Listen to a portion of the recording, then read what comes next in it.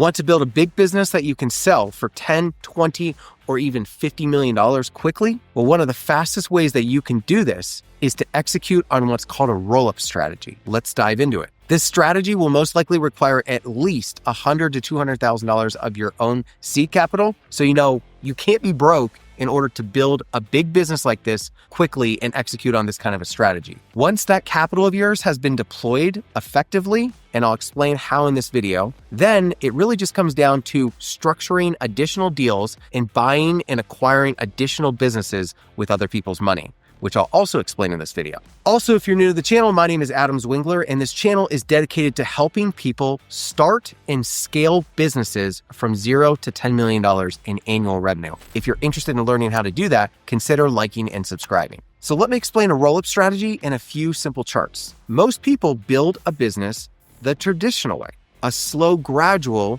increase of customers and revenue over a long period of time. The growth trajectory usually looks something like this. So in a normal business model, the goal is always to acquire more customers, right? And if you have the time to do it and you don't have the seed capital saved up, this can actually be a very viable way to get yourself started. In a roll-up strategy, your goal is to acquire more businesses, mostly smaller businesses, mostly with other people's money, and all of them within the same vertical.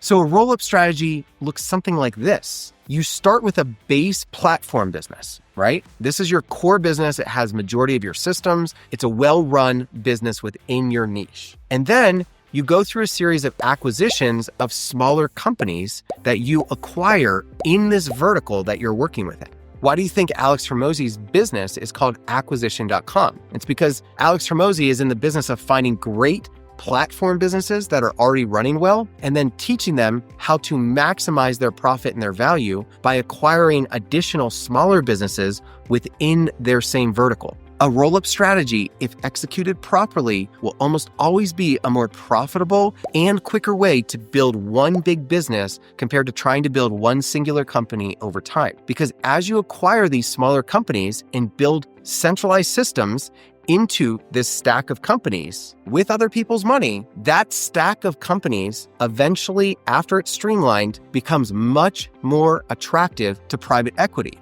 And you can sell that stack of businesses to private equity at a much higher multiple down the road. Whereas a traditional business will often sell for a 3, maybe a 4x multiple of profitability, a roll-up strategy, once it's condensed and consolidated properly, will often sell for a 6, 7, even a 10x multiple. So it's definitely worth your time to figure out how to execute on this strategy. So let's break down a roll-up strategy into actionable steps so you can get your head wrapped around how this all works. Okay, so step 1 is pick a niche.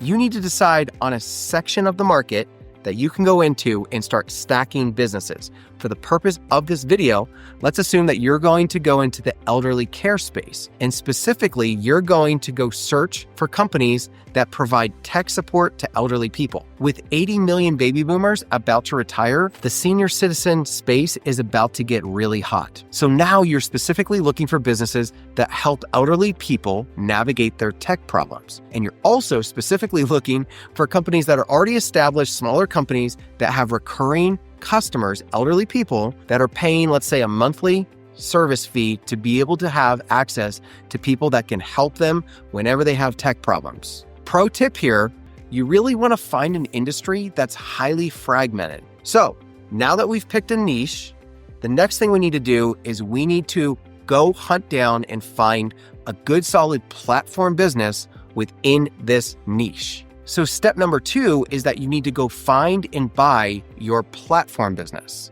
Your platform business is going to be your base business from which you're going to determine your systems and your procedures that are going to be streamlined into your other business acquisitions.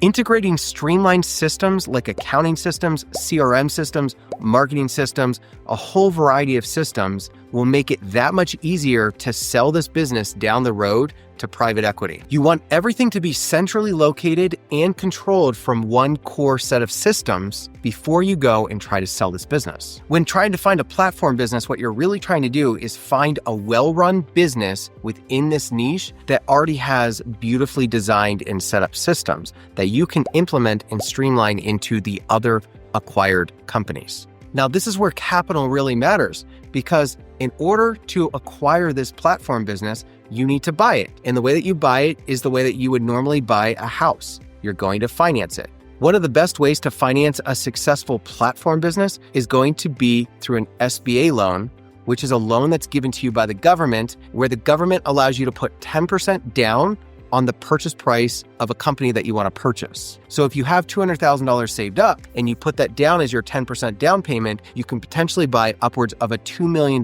company for $200,000 down. 10%, which is your $200,000, is the equity in the deal, and the other 90% is going to be the loan. Step number 3, acquire other businesses with other people's money.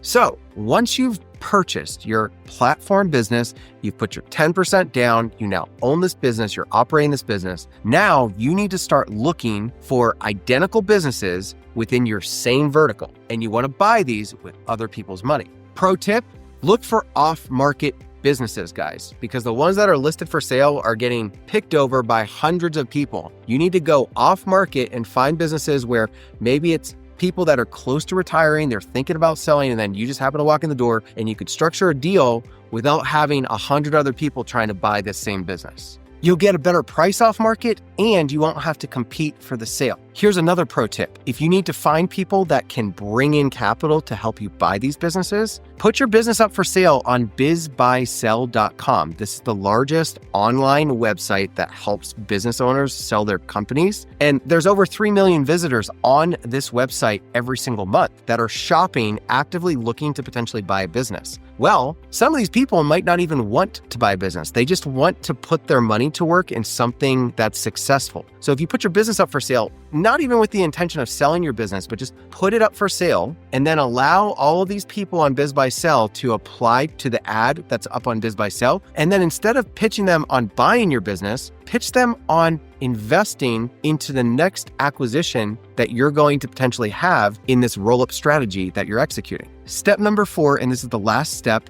is you need to start integrating core systems.